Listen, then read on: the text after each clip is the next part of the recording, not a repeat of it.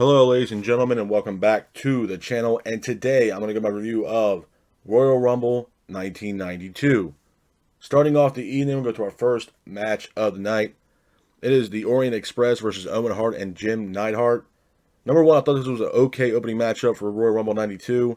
Back and forth matchup between both teams with Owen and Jim Neidhart keeping the pace of the match. Owen hits a Hurricane Rana as well as a step up Enziguri, but Owen ultimately hits the finish on the Orient Express. Pins for the three, and your winners of the match are Owen Hart and Jim the Anvil Neidhart. Hats off to Owen Hart and Jim the Anvil Neidhart for getting the win in this matchup. Moving on from that, we go into our next match of the night as well. It is for the WWE Intercontinental Championship. It is Roddy Piper versus the Mountie. I thought it was a good match. Back and forth matchup between Piper and the Mountie, with Piper keeping the pace of the match. Piper and the Mountie both exchange in the middle of the ring, but Piper ultimately applies a sleeper hold on the Mountie, and your winner of the match, and at that time, new WWE Intercontinental Champion, is Roddy Piper. Hats off to Piper for getting the win in that matchup, and at that time becoming the new WWE Intercontinental Champion. Moving on from that, we go into our next match of the night. It is the Bushwhackers versus the Beverly Brothers. I thought it was an okay match. Back and forth matchup between the Bushwhackers and the Beverly Brothers, with the Beverly Brothers keeping the pace of the match. Beverly Brothers ultimately hit the finish, pins for the three, and your winners of the match are the Beverly Brothers. Hats off to the Beverly Brothers for getting the win in this matchup. Moving on from that, we go into our next match of the night as well. It is for the WWE Tag Team Championships. It is the Natural Disasters versus the Legion of Doom.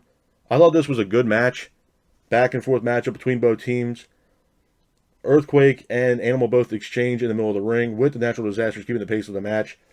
And your winner of the match, due to count out, are the Natural Disasters. Hats off to the Natural Disasters for getting the win in this matchup. Moving on from that, we go into our next match of the night. It is the main event of Royal Rumble 1992. It is the Royal Rumble matchup for the WWE Vacant World Championship. Number one, obviously the Rumbles are always great. This was a really good matchup. Back and forth matchup with everybody involved. British Bulldog was entrant number one in the Royal Rumble of 92, and your number two entrant was Ted DiBiase. The last two competitors in the ring was Ric Flair and Sid Justice, but Flair ultimately eliminates Sid Justice, and your winner of the match, and at that time, new WWE Champion, is Ric Flair.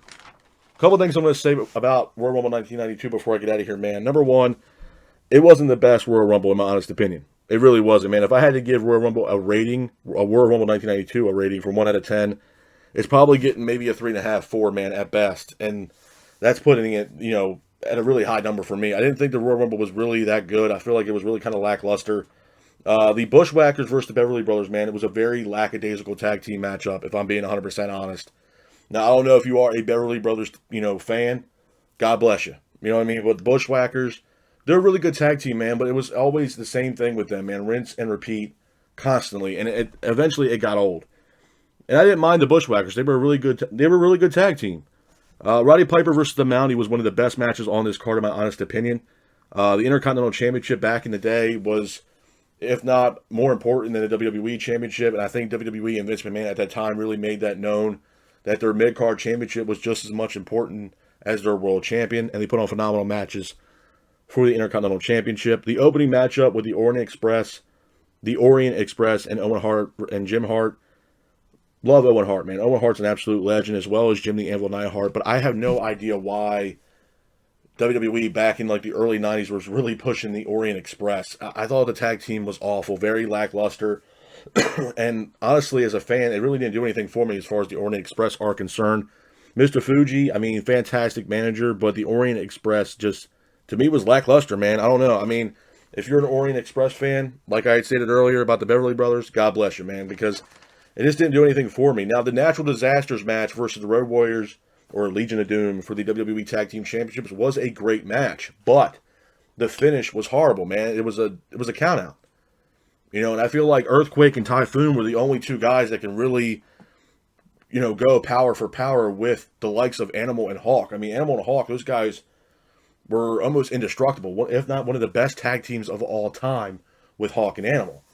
And I was kind of hoping that we'd get like a powerhouse matchup here between the Natural Disasters versus the Legion of Doom, and we did not get that. The finish was a count out. Road Warriors were out of the ring the whole time. Well, towards the end of the match, they got counted out by the referee, and the match was over. So, again, it was just a lackluster Royal Rumble. I mean, the Royal Rumble main event, the actual Royal Rumble itself, was really good. I think, with British Bulldog being the entrant number one and DiBiase being entrant number two, awesome. Big fan of the British Bulldog as well. And to have Ric Flair come into the Royal Rumble and win the vacant WWE Championship is awesome. And it's one of the main reasons why this is getting maybe a 4 or 4.5 at best, man. And obviously the Roddy Piper versus Mountie match. But other than that, the 1992 Royal Rumble, in my honest opinion, man, was very lackluster. So I'm going to have to give Royal Rumble 1992 a solid 4, maybe 4.5 at best. But this is my review of the Royal Rumble 1992. I hope you guys are out there staying safe. Be careful, and remember, stay classic. Peace.